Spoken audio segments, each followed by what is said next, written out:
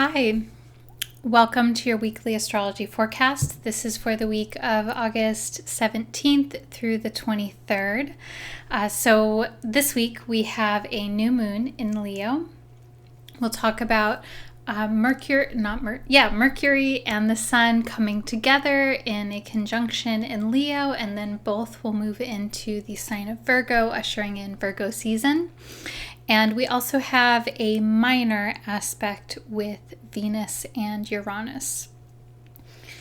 So, as always, I'm excited to share the astrology of the week with you. My name is Shauna McGrath. I'm an astrologer in San Diego, California. And feel free to leave questions as you're watching this. If there's something that you would like me to elaborate more on, I'm happy to do that. And as always, I will have 3 tips for you as well. I hope that you can hear me okay. I'm using a microphone today, so hopefully that works a little better. Let's see. So 2 different things that are important, especially at the start of the week. So first, I want to talk about the new moon. So the new moon is exact on Tuesday, August 18th at 7:41 p.m. Pacific time. So it's exact at 26 degrees of Leo. And so whenever we have a new moon, it is always a new beginning.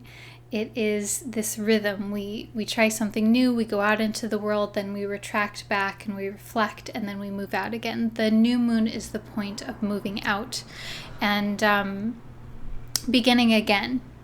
And what's cool about the lunar cycles is that we get a new moon through the zodiac. So it's not random or sporadic. The way that it works is we go through the zodiac in order. We will have like this year we had 2 moons in Cancer. So we'll get a double usually once a year. But for the most part, it goes in order. So we had a new moon in Cancer last month. Let's see, was that last month? Yeah, last month or early in the month. And now we have a new moon in Leo, which is the following sign. So this is a new beginning around things that are associated with Leo. Now, Leo is a fixed sign. It's a fire sign. So fixed signs are about developing and sustaining. Fire is about passion and, to a certain extent, leadership and initiation. Leo is associated with I'm just going to throw out some keywords for you. Leo is associated with leadership, performance, creativity, something that comes from you, that moves you, and then when you share it, it moves other people. So that creative act, that performance act, that bright, shining pizzazz. Leo is also associated with people who are in leadership roles, or people who take on maternal type roles, where there is caretaking but in a more maternal kind of way. So that could be literally the father or father type roles. But there is this element with Leo around, we're talking about the moon, right? So the moon is about what it is that you crave in order to feel emotionally secure and emotionally satisfied. And so when we're talking about moon in Leo, this is about feeling appreciated for who you are, feeling adored, feeling admired, all 3 of those A words. So those things are very important for someone that has their moon in Leo. Like, that's the life that they're living. They crave affection and acknowledgement. Now, we all get to experience this when we have a new moon in Leo. So for all of this, it's a renewal, a reinvention around these themes. Let's see. Hi, guys. Hi, everyone. Hi, Lotus Love. Hi, Simplify. Hi, Das. Simplify, your moon is in Leo. Oh, that's cool. So this is extra important for you because this is a new moon conjunct your new moon, essentially. So it's like mirroring a lot of you. So a lot of kind of like a returning to home, I think. Hi, Tin. Hi, T-Tribe. Okay, so So I have some tips for you to work with this, and then I am doing a new moon class next week on Tuesday at 6 p.m. Pacific time, and I also have a new moon horoscope that goes much more into detail. Both of those you can sign up on my website. But those are the basics of this new moon.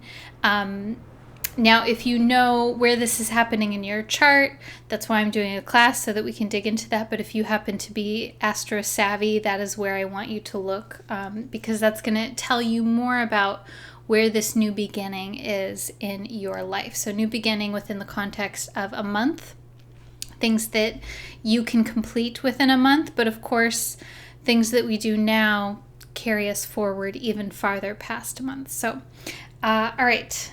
So the other thing that's happening earlier in the week that I want you to know about is that Mercury and the Sun will conjunct. So they will be together at the same degree in the zodiac. That's what conjunct means, on Monday.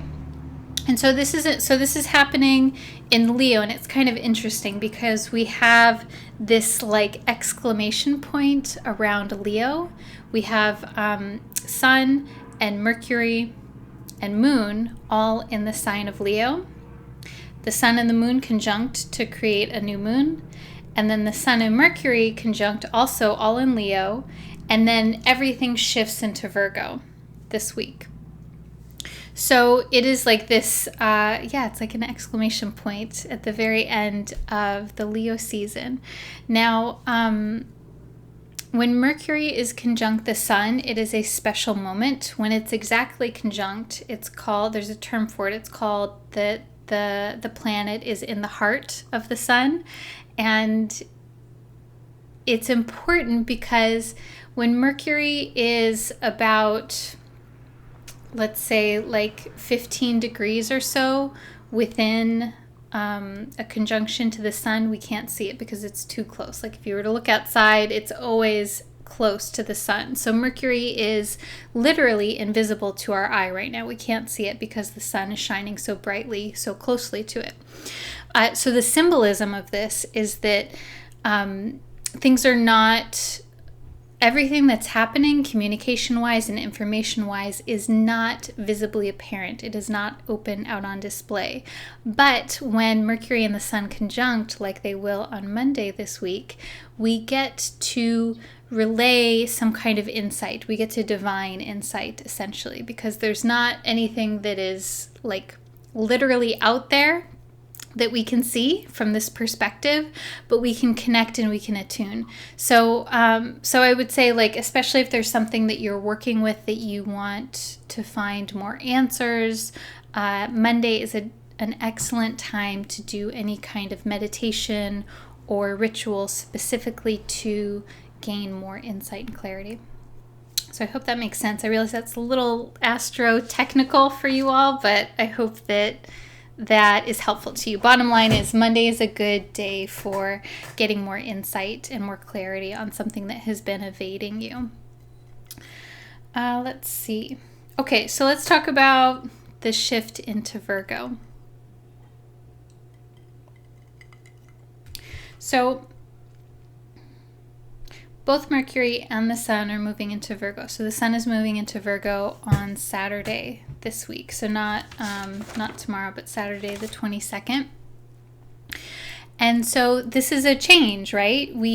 Our culture follows the Sun. We follow the path of the Sun. We call it Virgo season because the Sun is there, not because Mercury's there or Venus is there or whatever. So the Sun is this spotlight of our collective consciousness, our collective awareness. So we're moving from celebrating Leo themes, which is about expression and enthusiasm and drama and I can't emphasize enough for Leo, it is so important that appreciation and admiration, being admired, is essential. So when we move into Virgo for a whole month starting on the 22nd of August, the focus shifts more from focusing on the attention that you get to what it is that you are doing.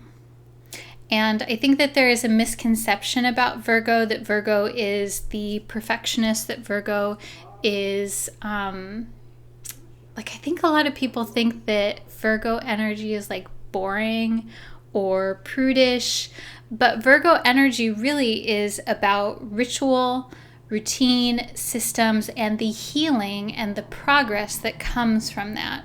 So Virgo is actually very spiritually focused, but it's just in a different kind of way. It's in a practical way. Virgo's an earth sign. So I want you to be thinking about this week, especially since the bulk of the week we spend with that exclamation point in Leo. I want you to be thinking about like the past month while the sun has been in Leo. How have you experienced being appreciated? Do you appreciate yourself? What kinds of people do you appreciate? When do you feel loved? When do you feel affection?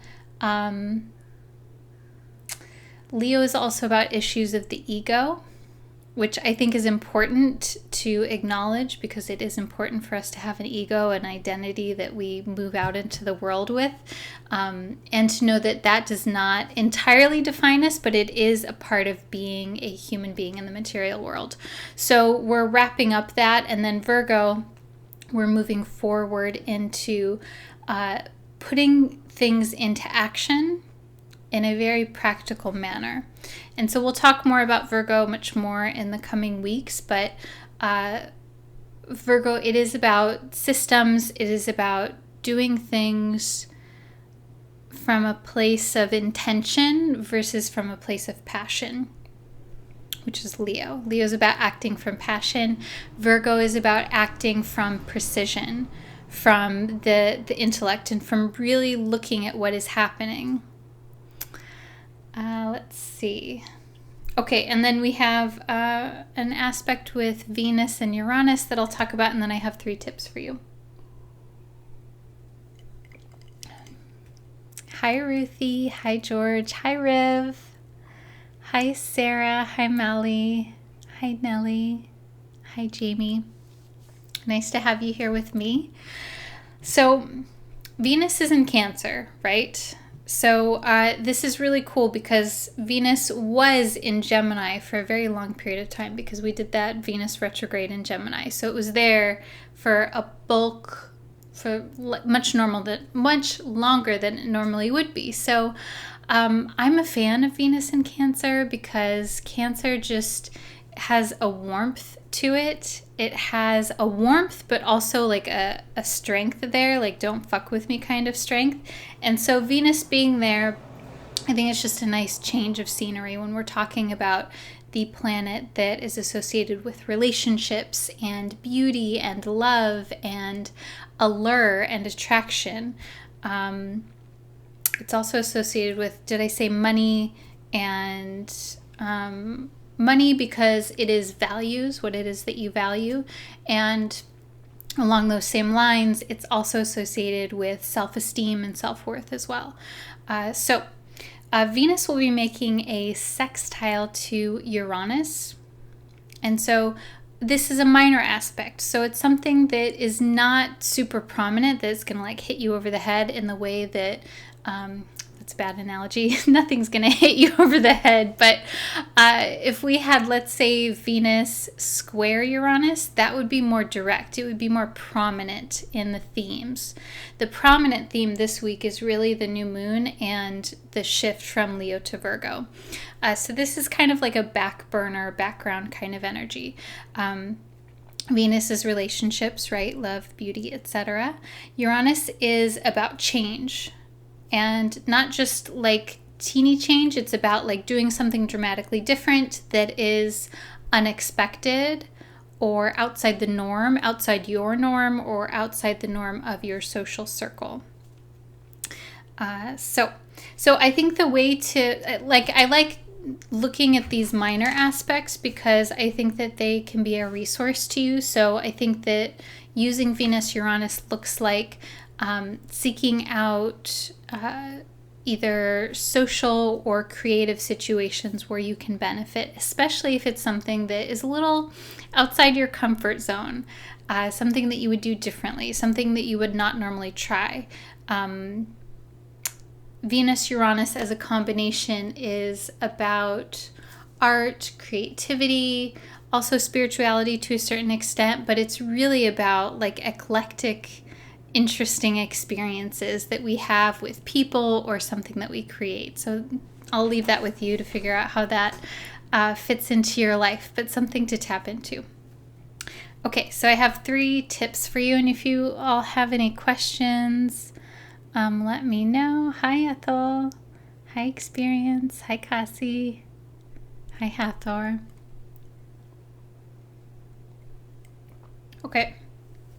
So tip number 1 is to meditate for answers or for clarity on Monday. I think that's the biggest thing that you can do this week, is to do some type of intentional practice. Again, we're talking about preparing for Virgo energy, some type of intentional practice on Monday to receive the insights that would most benefit you at this time. Tip number 2 is to review the details of what you're doing this week.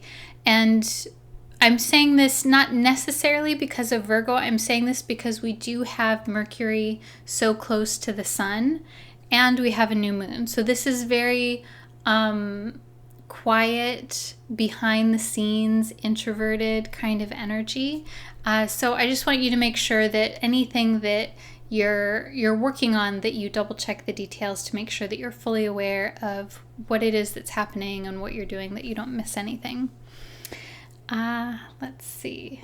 Tip number 3 is to work with the Venus-Uranus, so to seek social opportunities.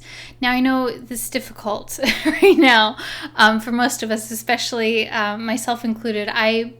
I'm used to connecting in person rather than online, even though, of course, I do a lot of work that's online. But I would challenge you to seek social opportunities this week, because this is going to work with that Venus-Uranus. And the thing with Venus-Uranus is you will be surprised.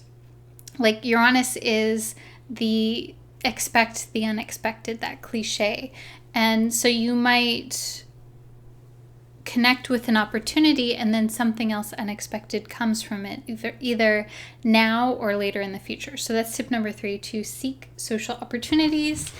And then lastly, but not leastly, I'm going to pull a tarot card for you.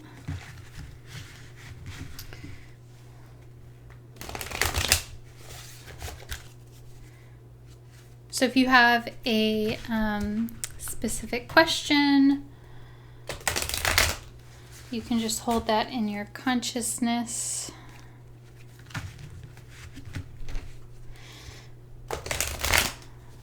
And I'm actually going to pull 2 today. So one will be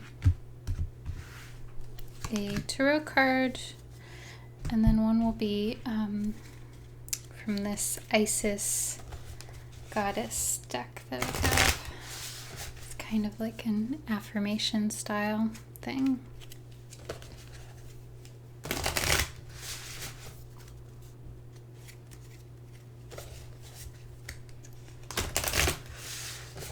Okay.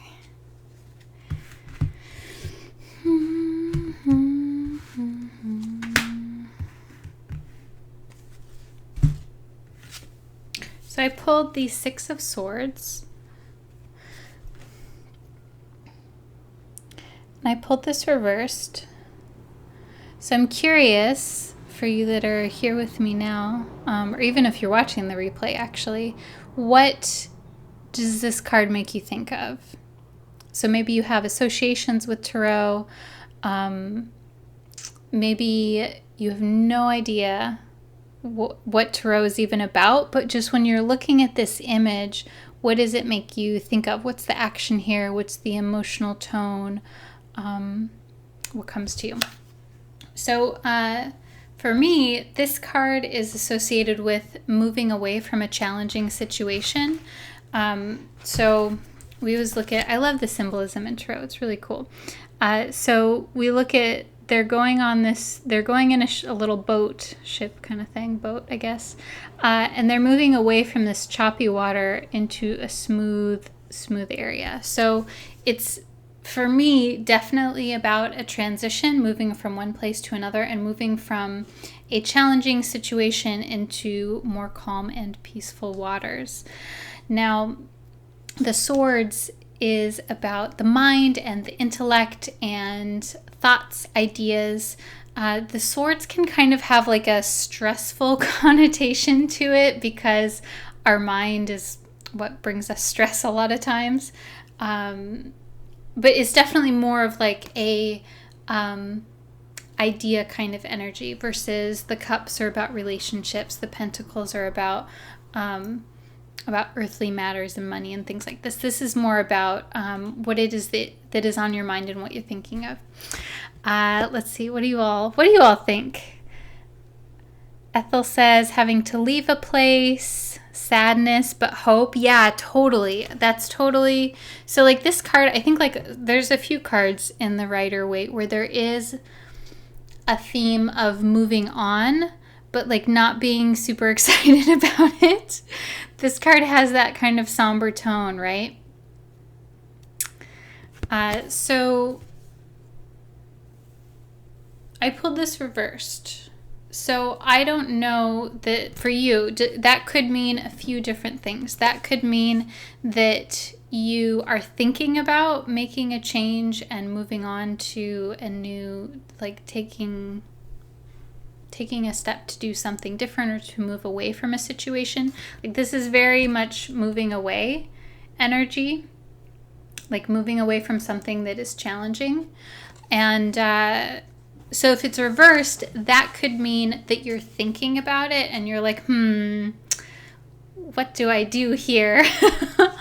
So that could mean wait. That could mean also, in contrast, that you are resisting a change that is like, sometimes when change happens in our lives, like we can go with it and let it happen, but sometimes if it's not something that we want, we can sometimes make things more difficult for ourselves. So it could mean that as well. I don't know. It's like, or maybe the change is in progress and there's something that you need to do in order to fully execute.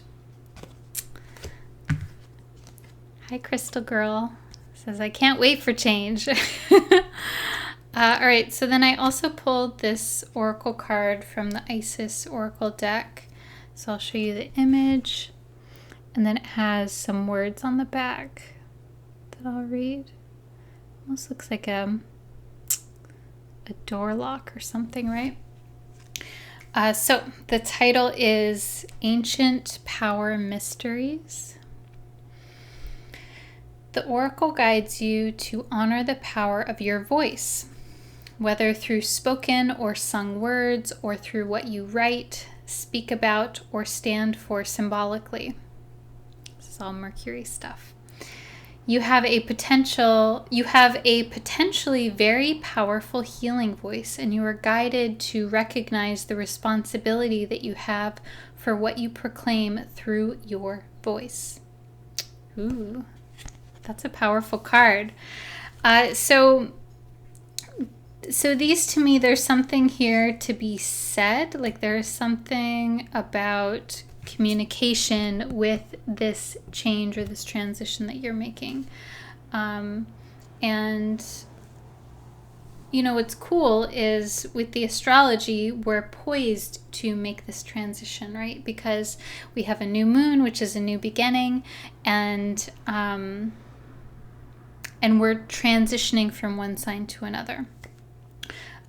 So I would say definitely do a little meditation on Monday, like I said, and see what comes in for you on how to best move forward. So that is your forecast for this week. I hope that you enjoyed this. If you did, leave me a comment and let me know. I always love hearing from you.